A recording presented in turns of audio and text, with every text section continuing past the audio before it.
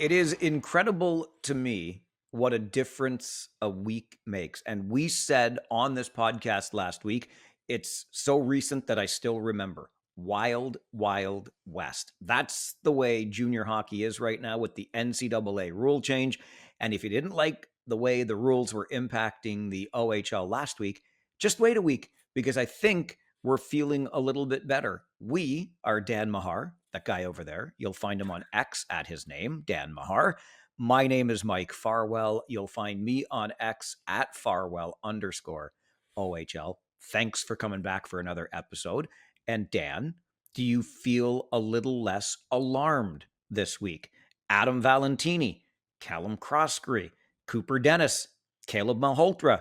I'll even throw Luke Plant into there, who has signed with Erie, a former first rounder to the USHL and a Northern Michigan commit. Last week, we're all worried about Jack Ivankovic and a couple of players from the Dub from Victoria going the NCAA route. And oh my gosh, it's tilting in the NCAA's favor. And a week later, it feels like it's advantage CHL again. How are you feeling, Chicken Little? I'm actually taking a very measured approach to this, as I think everyone would be wise to. Come on, I, Dan. I, We want hot well, takes. Come on. okay. Well, if you want hot takes, then just log on to any social media platform because I would caution anyone in this whole debate against claiming victory too soon. I told you so too soon. We know this is going to take a year, 2 years, 3 years to settle out, and it was an awesome week for the OHL. Don't get me wrong. Great to see those players sign. I would just throw a little devil's advocate piece in there, though, and say these are the types of guys we expected to sign, though. The younger guys who had NCAA commitments, who want to bide some time before they jump to the NCAA. We were expecting some of those wins. I expect to hit after the NHL draft. Once some of those high OHL draft picks talk to their NHL teams, figure out what their plans are for next year, we'll probably see a couple more defections. So there's going to be ebbs and flows for a while. And it's going to be, like you said, the Wild West. There's going to be wins, there's going to be losses. It's going to settle out over time. So my only caution is don't raise the victory flag too early and don't sound the panic alarm too early either. It's going to be Wild West for a while. And some of what we're seeing now is just, I would file under the category of expected. So I'll just go on that waving the victory flag a little bit here, or no, the panic alarm. Sorry, because we talked a little bit about the alarm last week, Dan. And I think really what we're seeing, and your point on the youth here is well taken. These are younger players. And we said maybe we end up in major junior hockey in Canada in the CHL with almost a 16 to 18-year-old super league. And then how are you marketing that and what value do you place on it? Are people paying $30 a ticket to see 16 to 18-year-olds as opposed to up to 20-year-olds? So that said, and your point on the youth being taken into consideration here, it feels to me like nobody can wave a victory flag yet because we're almost even. Like if we're just comparing apples to apples or players to players, quality of moving from one league to the next, it seems relatively even, if not still skewed slightly in favor of the CHL in terms of sheer number of players. So I don't know. I'm just feeling as though the ground is shifting beneath us, but the sky is certainly not falling here. Yeah, and I think hyperbole is never suitable. Like talking about the CHL's winning here, it's going gangbusters, or the CHL's collapsing. That's never the right approach. We know that's never true. It's somewhere in the middle.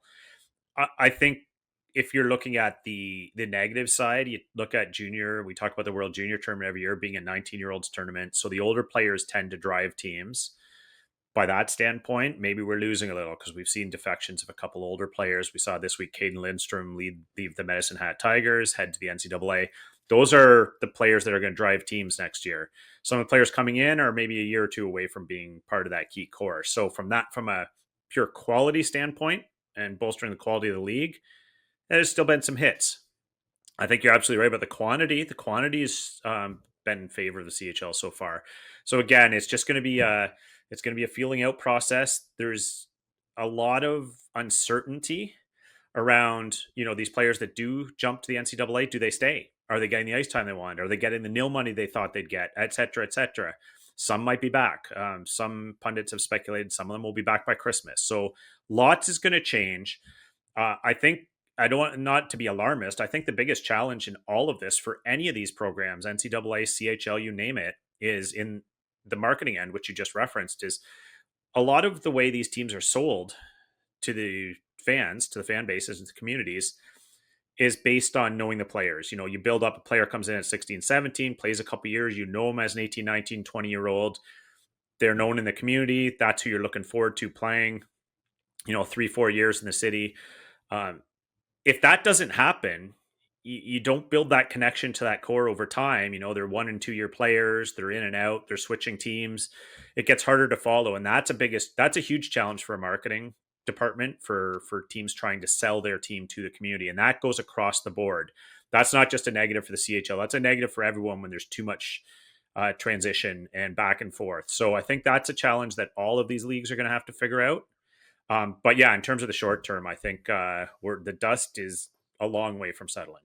We must have read the same article because I also wanted to reference that some of these guys will be back by Christmas quote that I also read. Surely to goodness, Dan, that cannot happen.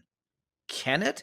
Because I'm all about the guardrails, and I've been told, and I understand that, you got to pump your brakes a little bit here because players should have options and freedom of movement, if you will. But surely a player can't go to the NCAA and not get the ice time they expected or the power play time they expected or whatever it was they expected, and then think they're coming back to the CHL at Christmas time. I certainly don't think the ones that are working out as planned, and I'm sure some of the higher profile guys, I just talked about Caden Lindstrom going, I'm sure guys like that have some guarantees around what their role will be.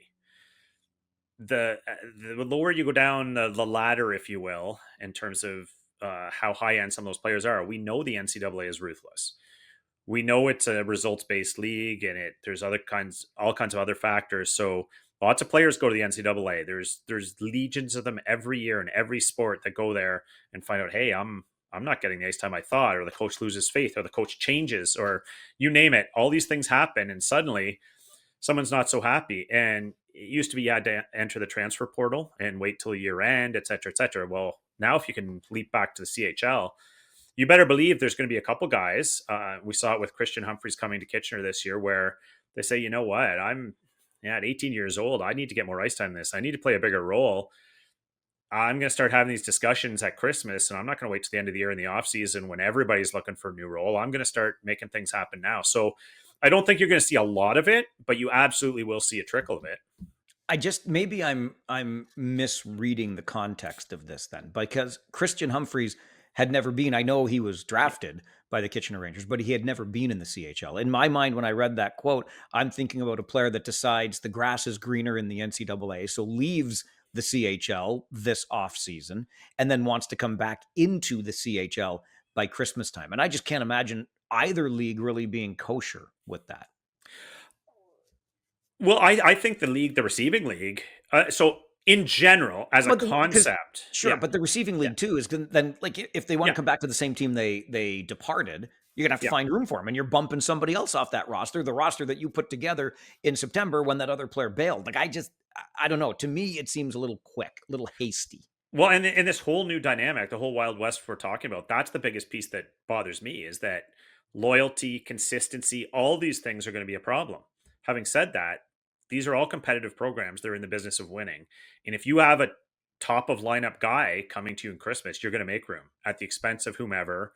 You're not gonna look a gift horse in the mouth. And it will happen. It will happen where a guy that left a CHL team went to the NCAA, things didn't work out, and he's going to be knocking back on that door, and it's going to be up to that team to decide, yeah, we're set, thanks, but no thanks, you left us. Or, you know what, you're kind of a top line guy. Okay, we'll welcome you back with open arms.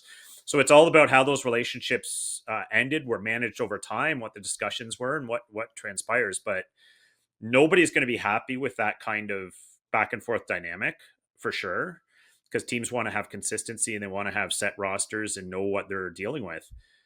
But having said that, if a guy is going to help you win hockey games and he wants to come to your program, it's going to happen where teams are going to open that door with open arms and say, welcome back.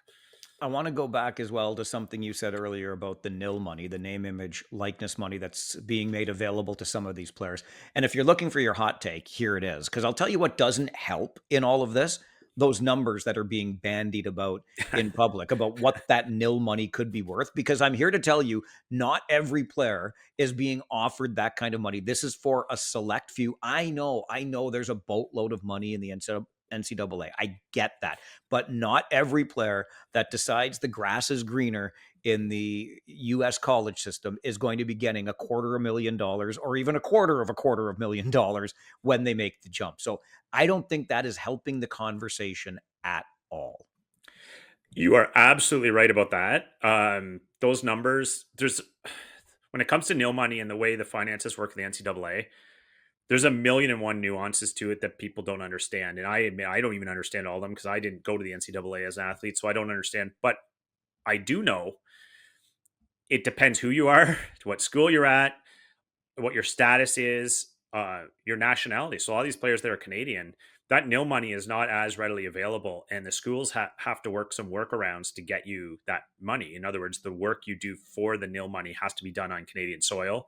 So, in other words, either when your team's playing in Canada or during the off season, which makes it much more complicated. Some of it's not guaranteed at all, and you can kind of figure out based on who's going. If you're a top end name, and I'll just keep using Caden Lindstrom since he's a convenient one, a top 5 NHL pick who just went to the NCAA, you probably get a little more guaranteed money than a lot of these guys. But some of these names you're seeing go, that is not going to be the case, and some of those dollar figures are a lot lower.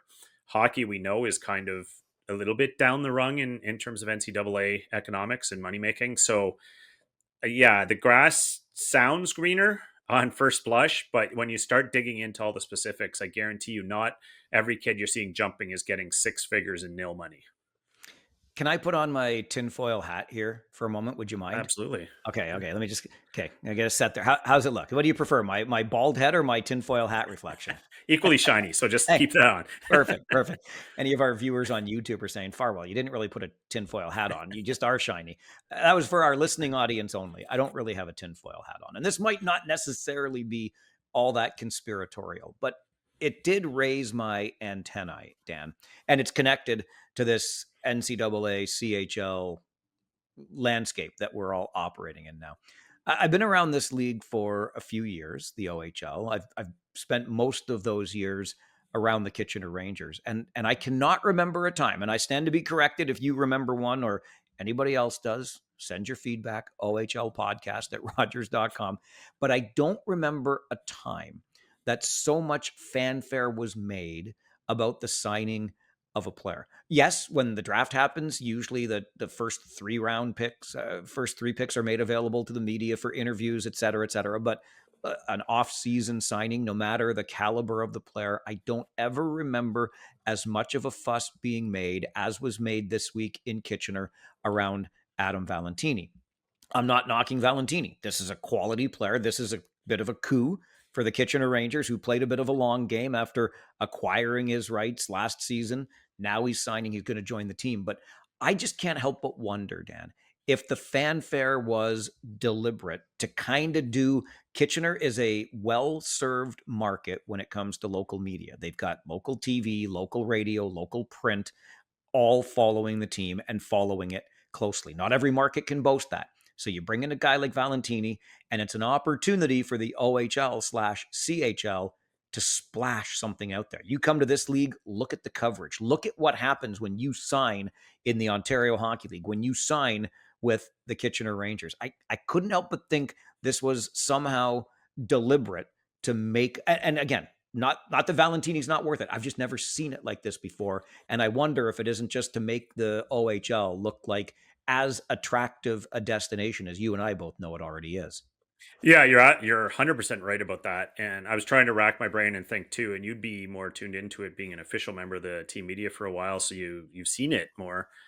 I mean, maybe Gabe Landeskog was the last one I can remember being a bit of a kerfuffle around his signing.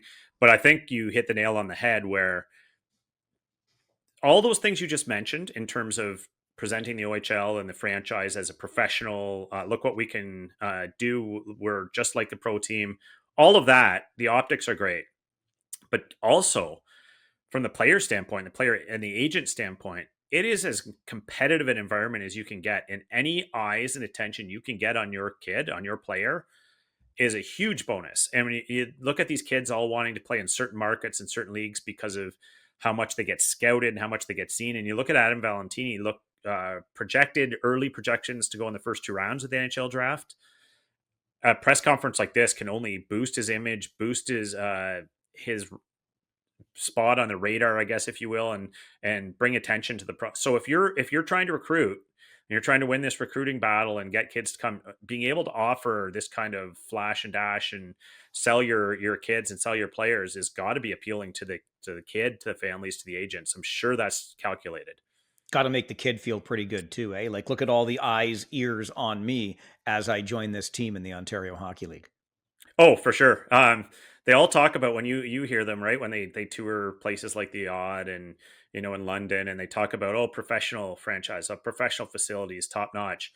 Well, what speaks to that other than the professional style press conference we saw yesterday, where in front of the cameras, there's media, there's post game interviews, there are post scrum interviews, if you will. There's all this professional style to it, which, I mean, when you're a 16, 17 year old, that's got that's got to look like you're on the right path to where you want to get, is it not?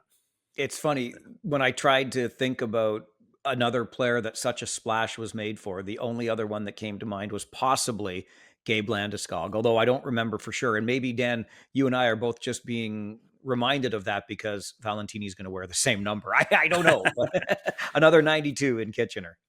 Yeah, I was just trying to think, because you think of the image, right? Like, so much of it's the image and optics, and the image from yesterday is Adam Valentini in a White Ranger jersey in a chair, smiling for the cameras.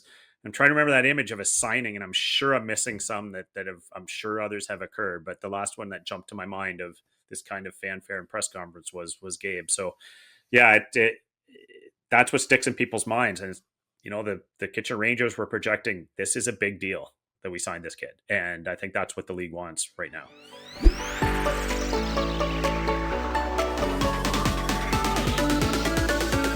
The old saying goes, the apple doesn't fall far from the tree. If I take that in a slightly different direction, the branches, emphasis on branch of the tree, are no longer around the OHL league offices. A year after David, the elder, retires as commissioner, 45 years in the role, his son Barkley is out as VP with the Ontario Hockey League. Dan, a bit of an off-season shakeup at the head offices.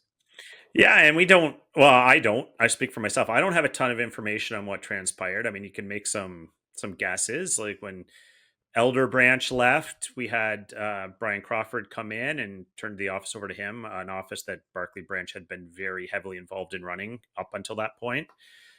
Maybe the philosophies didn't meet up. Maybe they didn't see eye to eye. Maybe there was a little bit of an agreement when David left that, Barkley stays on for a minimum of a year, and then, the year's up and sorry, this isn't working out. Lots of things could have transpired, but what we do know is that the Branch dynasty is now no longer part of the OHL, which I haven't been able to say basically in my lifetime. And it's now Brian Crawford's league, and in that Wild West that he's going to have to deal with. So maybe just he had a different vision, different philosophy for how you have to tackle this. And it's not something that the Branch has really ever dealt with. So a new era is dawning for sure. I think it's the latter of the thoughts or ideas you had around this change at the league offices, Dan. And I won't claim to know it with certainty, but my sense is that it was the idea that, okay, for another year, Barkley is going to stick around, and then we're moving on into the post Branch era. And I'm not going to be that guy that says Barkley Branch only had the job because his dad had the job. Barkley Branch has worked in other places in the Ontario Hockey League and in hockey in general. He had enough experience, but there's no question that the branches were kind of a package deal where David went, Barkley would always be around or have some level of security. I think this is absolutely a preordained move on the part of Brian Crawford and the league. It is a new era after 45 years. I feel as though I'm in a smaller club today than perhaps that club used to be by way of size, in saying that I was a fan of David Branch's leadership with this league and how he ushered it to the level that it was at when he left. But there's no question after 45 years, it's probably time for a fresh voice, a fresh set of eyes, etc. And now the branches, plural, are cleaned out just like we all do after a windstorm. And it's not a knock against the family, but absolutely 100% Brian Crawford's league and the direction that he wants to take it in, with no real tentacles to the past anymore. And something that I find intriguing in this, I think, is opportunity here maybe for the Ontario Hockey League, is that it's still managing things, controlling, if you will, in Niagara, which just went through the high profile general managers search. We touched on this last week, Frankie Vola getting the job, but we know there were other names involved, either interviewing for general manager, interviewing for coach, etc. And the league would have been at the table in those conversations. I can't help but think, if a Mike Fuda, if a Troy Smith was involved in those conversations, guys with some pretty deep pedigree on the Ontario Hockey League were involved in the interviews for a general manager's job in Niagara with the OHL at the table, they might, the OHL, have a sense of guys that might fit into that VP's role now at the head office.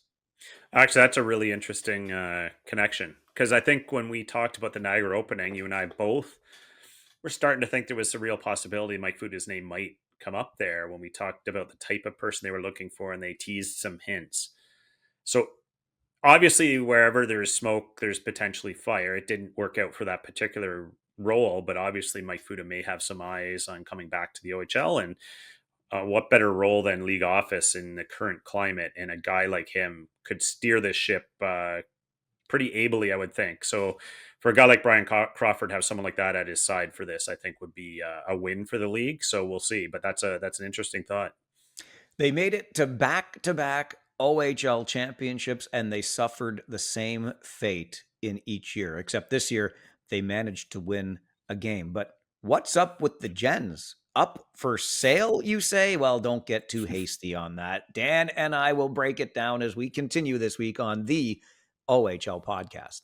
The fastest game on ice just hit another gear. Welcome to the Stanley Cup playoffs, where legends are made and every shift could turn the tide. And now, with DraftKings Sportsbook, an official sports betting partner of the NHL, you can take every slapshot, breakaway, and overtime thriller to the next level. New to betting on the Stanley Cup playoffs? You are in for an exciting time. Getting started is a breeze. Just fire up the DraftKings Sportsbook app, pick your team to win, lock in your wager, and you are off to the races. It's fast, it's simple, and it puts you right in the middle of the action. Here's the kicker. New customers who bet just $5 will score $300 in bonus bets if their wager hits. That's right. Turn $5 into a playoff payout.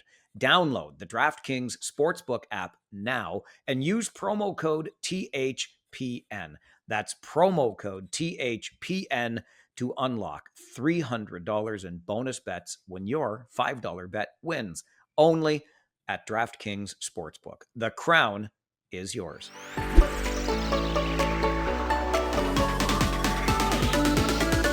Dan, we talked about this when the Oshawa Generals added Mario Puglio to their coaching roster. It made so much sense because here's a guy that has won 2 Memorial Cups and in different leagues, like the only coach to have done that. And so you're adding that kind of experience with a team that you knew was headed to an OHL championship. And they get there against London, didn't get a different result despite Puglio being behind the bench. But what struck us at the time, and we talked about it on this podcast, is that even at that point of the season, like 60 or so games in, Brad Malone was still listed as the interim head coach for Oshawa. And clearly the interim tag never came off because Malone is off to Wilkes-Barre Scranton, the AHL affiliate of the Pittsburgh Penguins. And hello, Puglio, you are now the head coach with the Oshawa Generals. I find it real interesting, Dan. That's the way I'll put it. It really is, and when I look at everything now in the context of the current circumstances that we just talked about with the NCAA and whatnot, and I think the league and all of its franchises really have to keep their eye on the ball with everything now. You're not afforded some of the mistakes you previously were able to make, which is why we're seeing probably some of the scrutiny on Niagara. And going forward, they have to really make sure the ship is being run tight. So when I look at the Pouliot hire in Oshawa, at the timing of it, it raised our eyebrows, did it not? Because you and I were thinking, as a head coach, this is a pretty decorated head coach coming in. Is this a message to Brad Malone, or was Brad Malone informing the team that, I'm not going to be here beyond this year, or is it just an opportunity? But let's have both these guys here. Whatever transpired, I think part of it had to be flavored by that dynamic of consistency, uh, helping the players understand what they have going forward. So when you bring in Mario Pulio at that time of the season, you're effectively introducing him to the market, to the community, to the coaching staff, so that when you now have a transition that you probably knew was coming in the offseason, when you're trying to recruit, you're trying to sign and retain players, it's not, oh, well, now we got to do a coaching hire. We got to figure this out. It's no, it's the guy that's here that you knew that did a lot of our game planning in the playoffs. We're a steady ship. He's going to be here for a while. So the timing, I think, is a little less curious in that context, but I think we all saw it coming, right? The second he was brought in, you texted me like, next head coach looks like, and sure enough.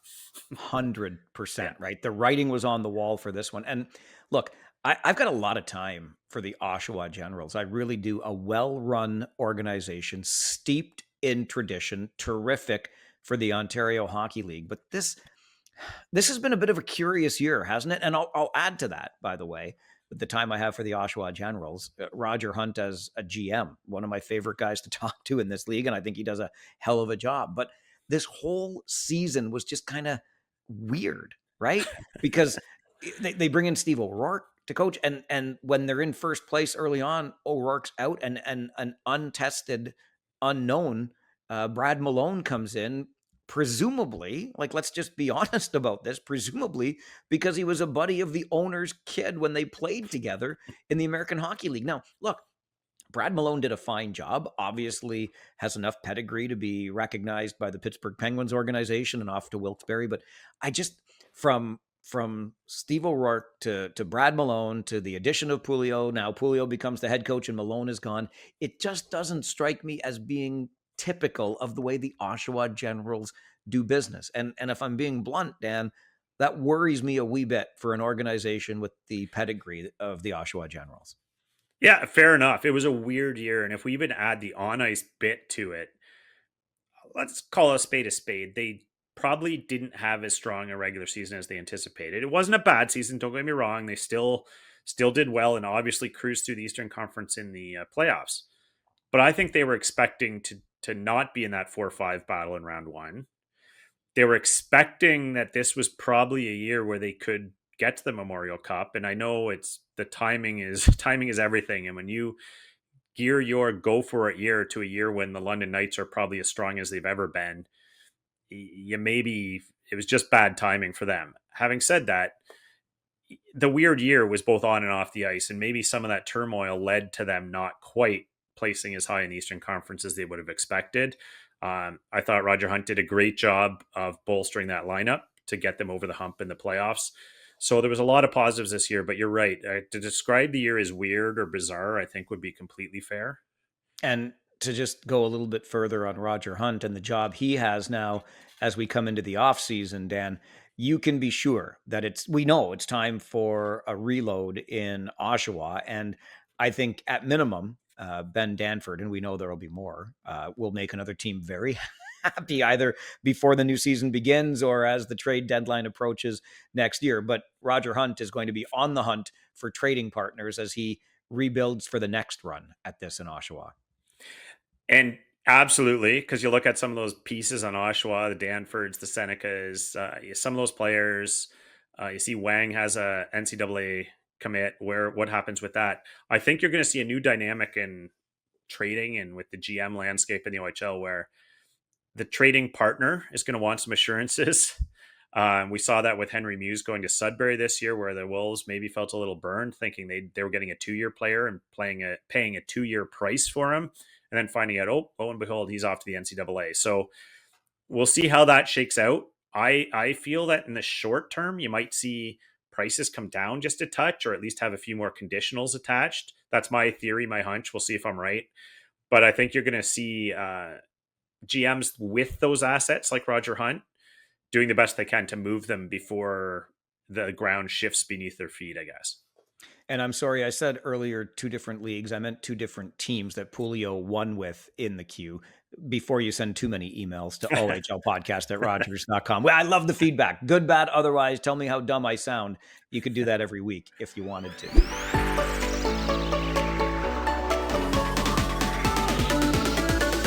I alluded to this, Dan, when I mentioned that Brad Malone, I mean, presumably was brought into Oshawa because he was a buddy of the owner's son. And it's the owner, Rocco Tullio, and the group that finances and owns the Oshawa Generals that have been the subject of some rumor in the league in this offseason. If it's one thing I have said consistently, it's that in all my years covering this league, reliable sources are really difficult to come by. And rumors fly like they do, I think, in many places around sports. But man, oh man, they're tough to pin down in the Ontario Hockey League. And the story came out from a guy that's around the game, and David Pagnotta, and said the Oshawa Generals, according to his sources, were up for sale. The Generals have emphatically, and I do mean emphatically, denied that. But Dan Mahar, let me ask you this: is denial not the first step in the process here? Usually, yes. I will say though that kudos to the Oshawa Generals social media team, because if you're gonna shoot down something and want it to stick, they did a bang up job of being emphatic about it and shooting it down so that there was no further discussion. So you're taking an awful risk to post what they post and then have the team turn around and be for sale in a month. So I'd like to think that whatever sources David Pagnotta had maybe were not as reliable, or maybe it was just some hearsay that maybe sounded like it had some steam behind it, and it turned out to not be the case. Maybe there was an exploration, maybe there were discussions, and that has fallen apart. But it looks like for now, the Oshawa Generals are not for sale. Pegs, take it from us here on the OHL podcast, okay? They are notoriously difficult in this league. Reliable sources. We in the business have this procedure that we follow that you can hear it from one source, but you better corroborate that source at minimum. At minimum, you want it from 2 sources before you go with it.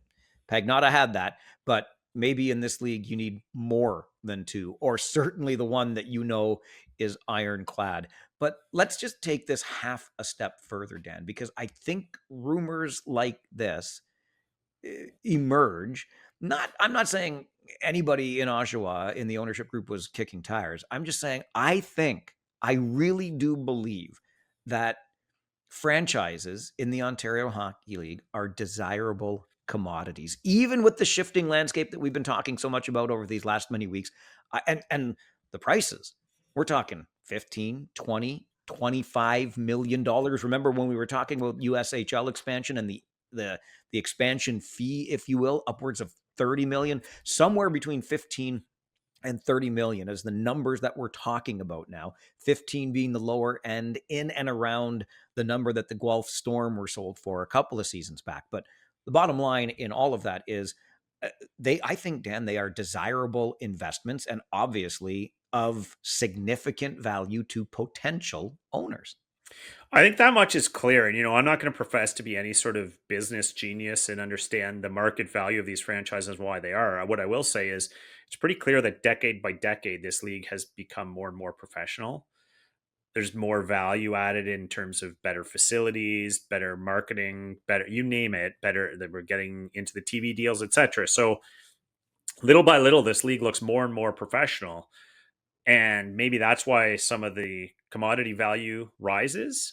Having said that, with the landscape now, we're not sure, is this going to be a league for 16 to 18-year-olds, or is it still going to stay 16 to 20?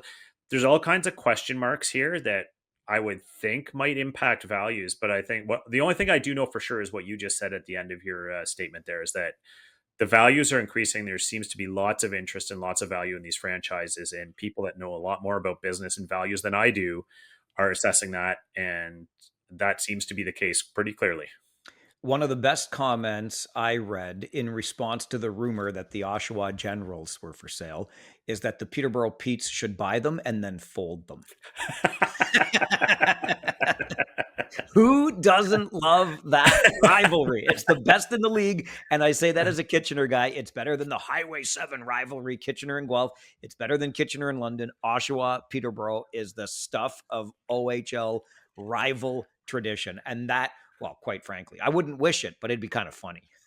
It would be funny, but Peterborough, I'm going to suggest if you have that kind of bank to spend, maybe buy a new arena first. So just Oh, saying. come on. What are you doing with the PMC? Come on. Great popcorn, too, Dan. Great popcorn. Where corners are actually corners. So. That is not Peterborough. That is not Peterborough. All right.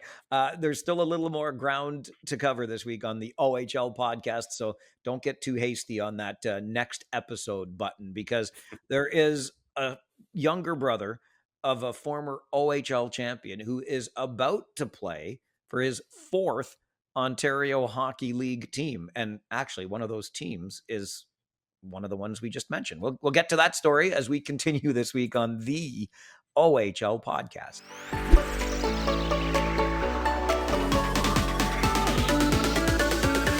Dan, Sam McCue is moving on from the Flint Firebirds, who, I mean, they gave up. You want to just talk about that? Remember when the deal was made, Cole Zarowski to the Owen Sound Attack for Sam McCue, who the Attack had picked up from Peterborough, when curiously it seemed like Owen Sound was trying to make a run when not many people thought it was time to make a run, and then they move him over to Flint, who maybe thought they were going to take a run when a lot of people didn't think they should take a run. And anyway, so from Peterborough to Owen Sound to Flint, and now Sam McCue to Brantford to join the Bulldogs for his overage season. But let's go back. So I was jumping all over there. Let's first start with what Flint paid to get him before they moved him out. Yeah, well, I'll just start by saying that when we get to next season's episodes, Cole Zarowski is going to be one of my picks for breakout years. I think that was a great pickup. Paid a dear price. I understood it from the standpoint that Flint's roster was a little bit older, and a go for it year, you had a guy like Sam McCue who's like playoff profile, if ever there was one, right? You know, big, can hit, can score, leadership, all those kind of things. Not sure he was entirely healthy in the playoff run. Didn't get the impact that he had hoped. Still put up a good fight, but I think teams around the league, the reason he's going to his fourth team is teams see that. And thankfully, people raised a bit of an eyebrow at the price paid to bring him to get him out of Flint, but Flint paid a heavy price too. And sometimes overagers, the price isn't quite as high, but I think that's what people are seeing around the league, is that this is a guy that could put you over the top. Basically a point a game guy. Overager might exceed that, can play center, wing, can do everything you need him to do. And if you're looking to make a run deep in the playoffs, that's the type of 05 I think you're probably looking to have, because the overage crop this year might not be as strong, and that's going to be a guy towards the top end of that. I agree wholeheartedly that Sam McCue was not his usual self in the playoffs this year, absolutely battling something, but more to the price that you just mentioned, Dan. Look, it's the off season. It's early off season, and you're spending, and look, draft picks, I heard this described this way once several years ago, and I'm here for it. They're just currency. Like you can always get them back. So it's not as though you're giving up a Cole Zarowski, for example, as Flint did to get McCue out of Owen Sound. And you've got Zarowski pegged, and we're going to watch him blossom in this league and probably in that system in Owen Sound next year. So whatever. And Matt Turek had done such a good job. I know he's not still the GM, but he had done such a good job building the Bulldogs, keeping the cupboard stocked, etc. Fine. You got the draft picks. You got that draft capital, that currency. Use it. You'll replace it later. But ding dang, that is a steep price to pay at this point of the off season for an overage player. It really is. And, so much of this discussion is flavored by where the league's going to go. And you hit the nail on the head when you said that trade some picks, just get them back to next year. You identify the pieces on your roster and you say, well, this year it'd be nice to add, these 2 or 3 pieces. And next year we're going to have these 2 or 3 pieces to move out when we're not as high on the competitive cycle. We'll see how that changes, because we see, when Malcolm Spence leaves, and you get some of these players that look like they were going to be pieces to be moved this year are no longer available. Our team's going to be a little more hesitant to pay such heavy prices, thinking, well, I can't give up 7 picks for this guy, because next year I might not get them back if this guy bolts. So we'll see if that changes. Obviously, the McCue trade's a good sign that GMs are still willing to pony up for that talent. So we'll see how that shakes out. But yeah, that was a good price exacted by the Flint Firebirds.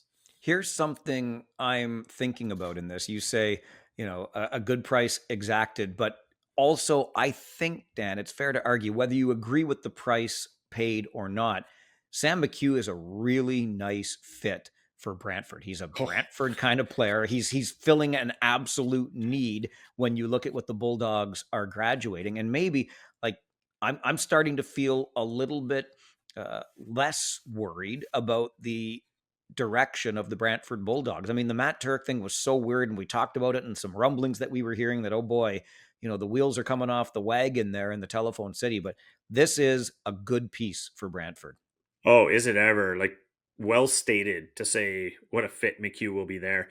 And we talk about the issue of recruiting and retaining players, but the bottom line is still what we've always said is that if you run a good program, you have a good organization, players are going to want to stay. And you Brantford has some high end pieces. You obviously talk about Nick Lardis. You talk about Jake O'Brien's going to go top 10 in the NHL draft this year, and said he hasn't totally clarified his options for the future.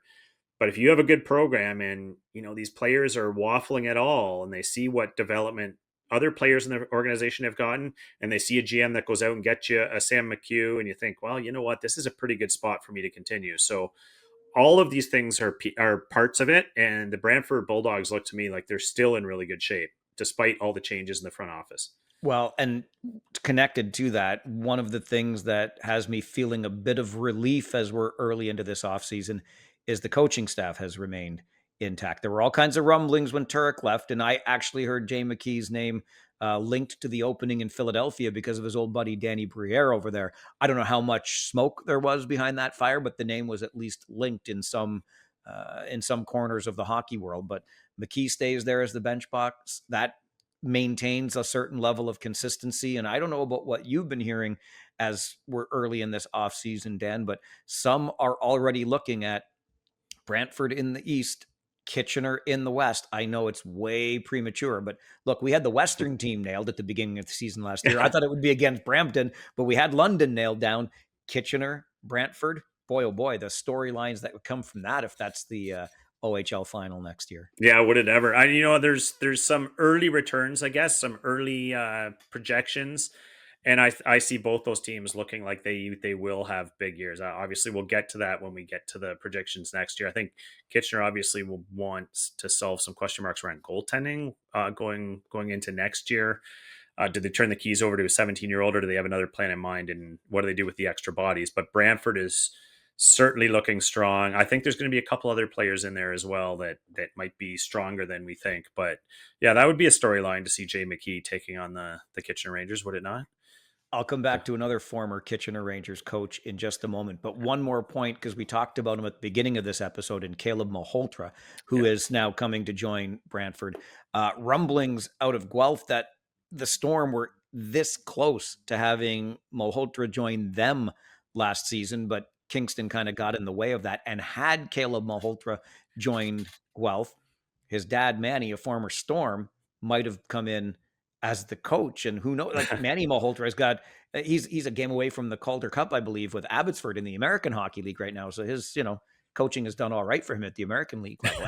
Anyway, it's always hindsight and wishes and pixie dust, but interesting connections abound as we are early in this offseason. Yeah, Malholtra's a huge ad for that team. Stand out with the Vaughan Kings a couple years ago. Did his tour of duty, not bad for a 16-year-old to spend a year in BC, and then come to play for Brantford. And don't discount the signing of Cooper Dennis either out of the USHL, a guy that looks ready to put up points for that Brantford team. Another potent forward in that lineup as if they needed it. So yeah, the couple key newcomers to that team that inject a little more youth and guys that will move into top end roles after this season for sure.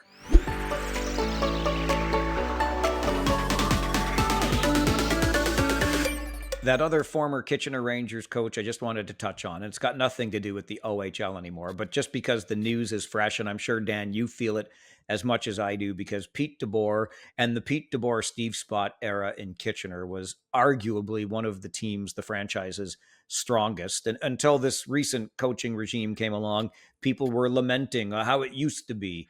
Anyway, Pete DeBoer out again, 3 seasons with the Dallas Stars. And look, we got to know him. We got to appreciate him in Kitchener with what he was able to do in the Ontario Hockey League. He wins a Memorial Cup early in his career. He gets back to another Memorial Cup and loses in the final before going to the National Hockey League. He's been to the Cup final. He's been unsuccessful. Couldn't get there with Dallas. I feel for him on a human and a personal level, Dan, and I'm just wondering how many more kicks at the can this guy's going to get. Well, if your team wants a kick at the can, maybe give him a shot, because this is a guy that took 3 different teams that were not expected to do that much to the Stanley Cup Finals, multiple conference finals. Seems wherever he goes, the team's in the Final Four. So you want a coach of that caliber. And this is a hill I will die on for now. With all due respect to all of the coaches we've seen here, still far and away my pinnacle best coach I've seen in Kitchener, and one of the top 2 or 3 I've seen in the OHL. You could argue Dale Hunter, Mike Vellucci, a couple others in that holy triumvirate or Mount Rushmore, whatever you want to call it, of OHL coaches. But Peter DeBoer is as good a coach as I have seen, and if you need a coach, you could make a worse call than that one. You certainly could. And listen, Jake Ottinger could walk into this room right now and I wouldn't know who he was. I'm not trying to pick on a guy, but we touched on this last week too. And I've heard the narrative since the decision was made by Dallas that, the way he handled Ottinger in that game 5 was the final nail in the coffin, so to speak. I'm just going to say it again. If you don't want to get pulled, stop the damn puck. It's really, I'm sorry. And I don't know that there's fault here. I just don't think that that Pete DeBoer had any choice. Ottinger didn't give him a choice in that game. And, if that's even part of the reason for this, I think that's really unfortunate, because the coach has got as much a job to do as the players on the ice. And I don't think Pete DeBoer had a choice but to pull him. Yeah, that job is not for the faint of heart. You have to keep so many people happy, and I'm not even convinced that Jim Nill wanted to fire Pete DeBoer. I think some of the players in their exit interviews apparently were not happy with the way the goaltending was handled. And if you lose the room or lose some key guys, then it's time to maybe move on from the coach. But I think you said it. Pete DeBoer sticks with Jake Ottinger there. He lets in even more. He let in the first 2 shots in a key game. So what happens if he lets in 3 or 4 more? They lose 5-1. He's probably fired for that reason. So it can be a very thankless job. All I know is he is an excellent coach and probably did not deserve to be fired, but that's what that profession does. And isn't it interesting? Because you're absolutely right about that, of course. But you say on those exit interviews, maybe some players, were expressing how frustrated they were by all of this. Who wields the power in all of this, Dan? The players or the coach? And how many times have we said teams will fire a coach because they can't fire all the players? Very true. And that's why new age coach, the old school coaches where you had that frosty, distant relationship with all your players, you weren't their friend. That's had to change a little bit in the new era, the new type of players that, you might want to keep them on side. And the best coaches are the ones that still rule the roost, still have control of that room, but also have a pretty decent relationship with their core guys and most of their team. And that's not easy to do. Not every player, not every coach can achieve that. And we see the results when it isn't achieved. All right. We'll leave it on that note as we wrap up for this week. And we're getting psyched for next week. Dan and I are going to over prepare because we got the boys from the Armchair GMs podcast network coming in next week. Our first, I guess, collaboration with a couple of the other podcasts that are operating in the OHL, and more than happy to talk the OHL and podcasting with these guys next week. And we might not get a word in edgewise, Dan. That's probably okay. That's a break for our listeners, right? Exactly. That man over there is Dan Mahar. Find him on X at his name, Dan Mahar. I'm Mike Farwell on X at Farwell_OHL. Please remember, send us feedback anytime, questions, comments, criticisms, whatever it is. The email address is ohlpodcast@rogers.com. We respond to everything, good, bad, or otherwise. Give us a like, subscribe. That really helps let more people know about what we're doing here. We're on Instagram at the OHL Podcast, YouTube, if you're not watching there right now, the OHL Podcast.